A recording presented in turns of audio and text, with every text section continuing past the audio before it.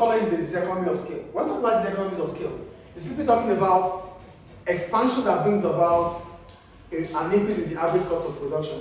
We have economies of scale, which is a cost reduction because of expansion. That is economies of scale. And there's diseconomies of scale. Diseconomies of scale occurs if, due to expansion, stop that already, please.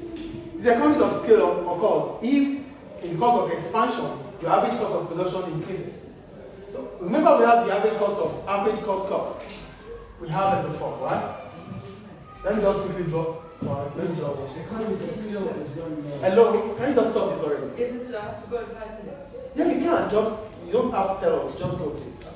So we have the average cost curve. It's U-shaped.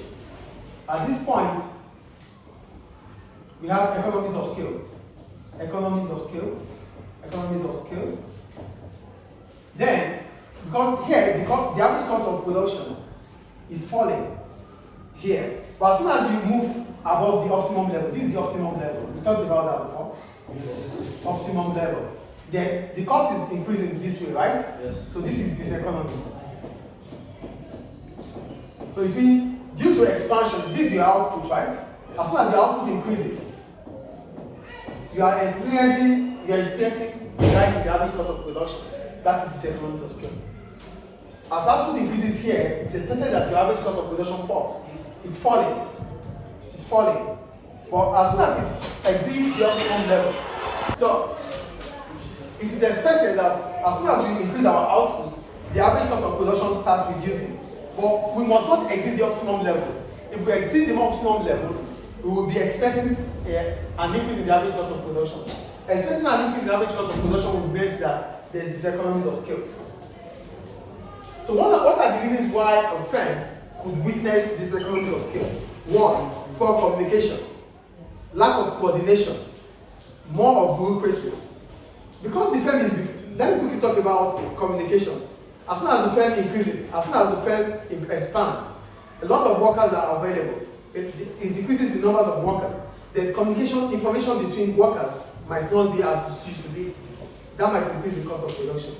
So here, an increase in productivity means output is increasing. That should reduce the average cost of production. What's bureaucracy? Bureaucracy means spending more time in paperwork to take decisions. So when you spend more time, you're wasting time, you're wasting resources. Output will be lost as a result of that. That is the economies of scale. Do you get it? So an increase in productivity will reduce average cost of production. An increase in bureaucracy will increase the average cost of production, it is B. Then a decrease in cost of research and development. This will reduce cost. That is efficiency, which is good. A decrease in government regulation. A decrease in government regulation makes things to become easier for firms. So output will increase, which will also reduce cost of production. So the answer is B. Is it clear? Yes. And the last one for today. Then we said, using the diagram below, draw the effects of a minimum wage being set above the equilibrium wage rate. Label the new quantity of labor demanded and new quantity of labor of supply. So they said we should draw a graph that represents an increase.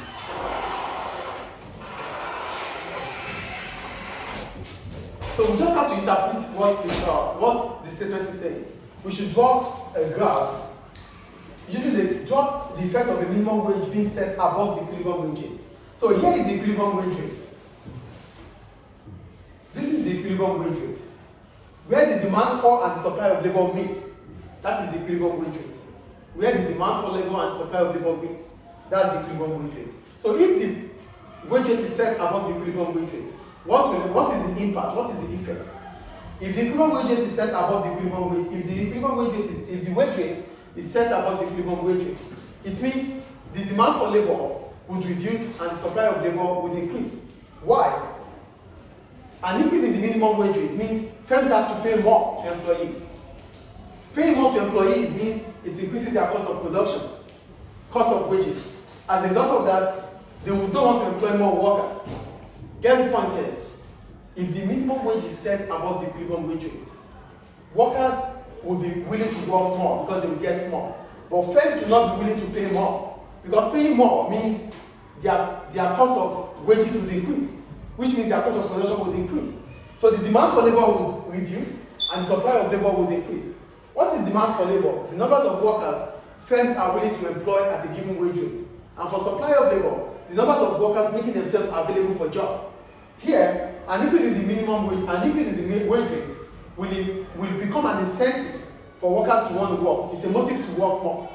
But firms will not be willing to pay more. So the quantity demand for labor will reduce, going to the left. The quantity supply of labor will increase. Do you get the point here? Yes. Workers will get more. As a result of that, they have the incentive to work more. But firms will not be able to employ more because it increases their cost. Is it clear? Yes. So the demand for labor would shift leftward. Demand for labor will shift leftward. The supply of labor would increase. Is it clear?